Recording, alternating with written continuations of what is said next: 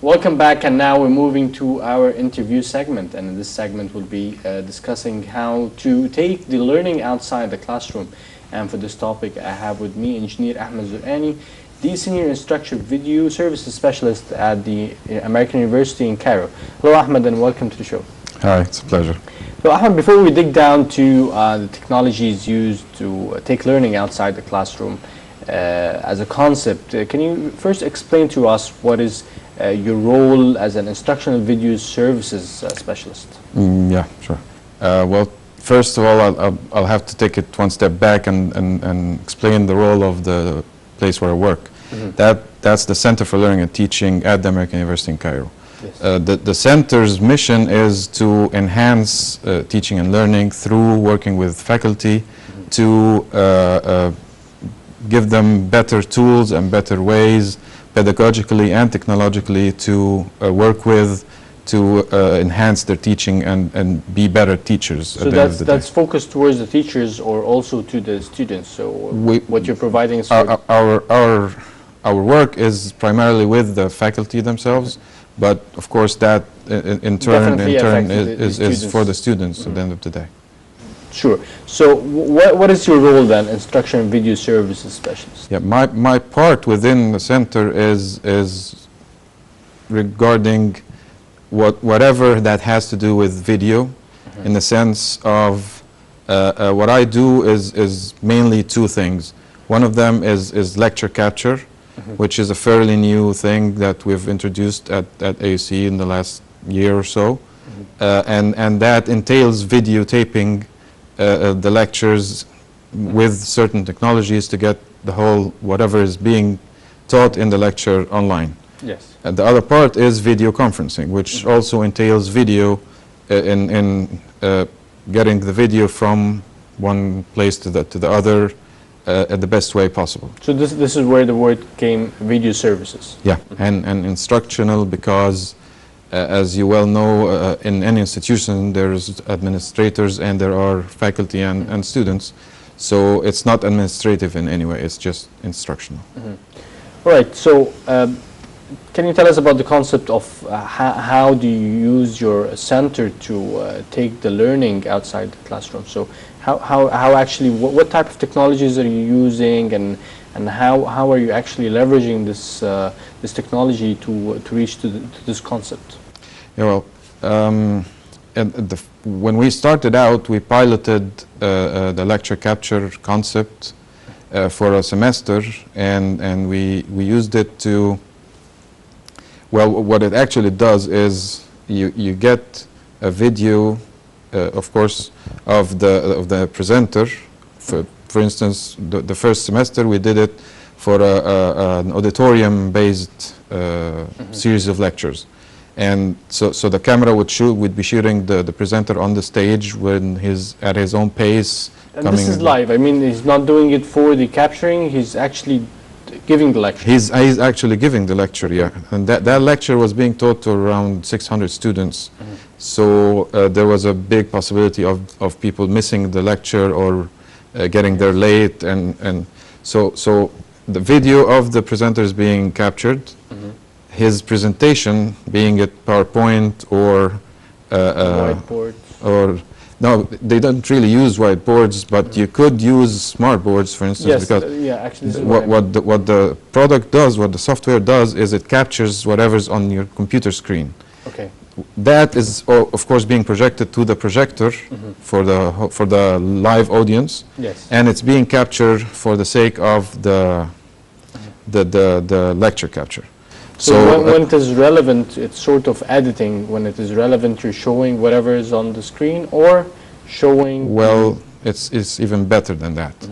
Because what you get, the end product, is on the web, using any web browser, you get your screen split into several quadrants. Yes. One is the video or audio of the presenter. One is the materials being used.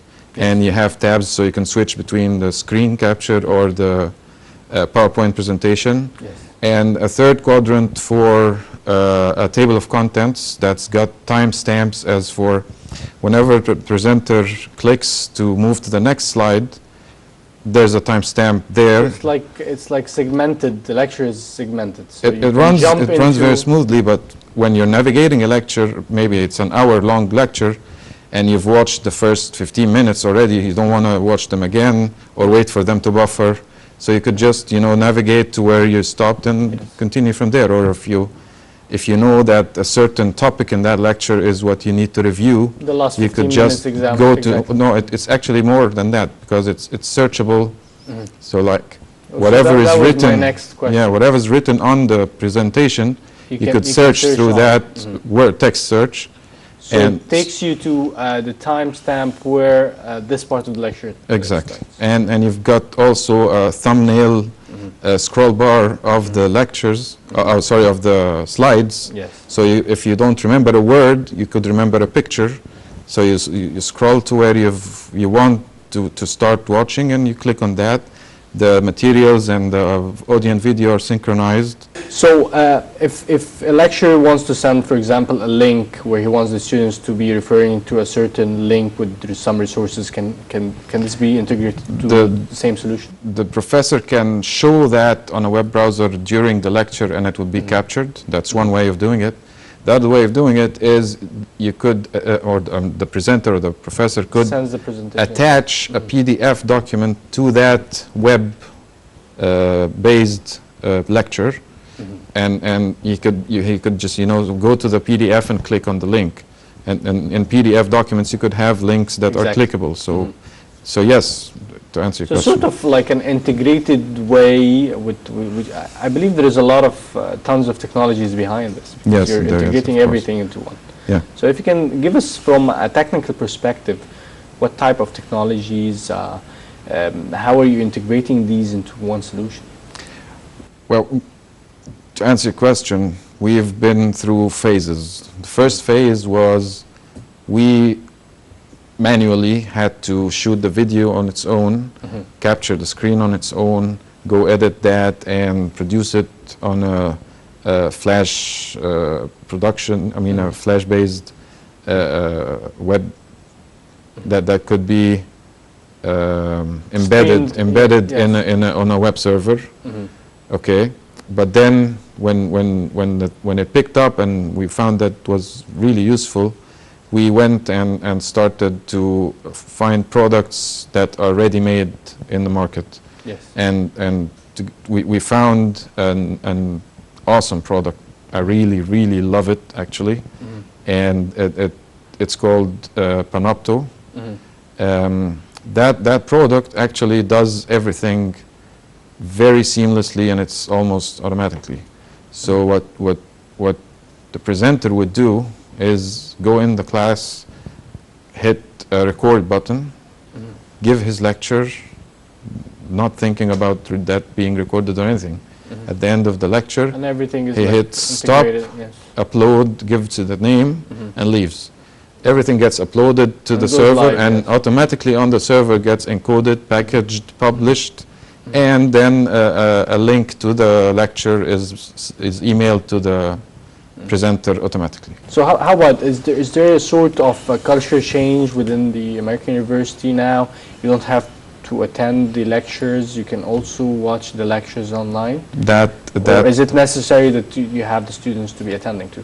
That, of course, is one of the first concerns of anybody thinking about such technology.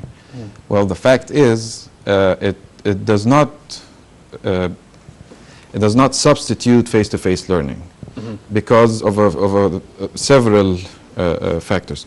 For instance, what I've been telling you about is a live lecture being taught to 600 students, and then they could review and go back and find about what they didn't really understand, or before their exams they could review the lectures or whatever. Yes. But then there are situations such as the class suspensions because of the H1N1 virus.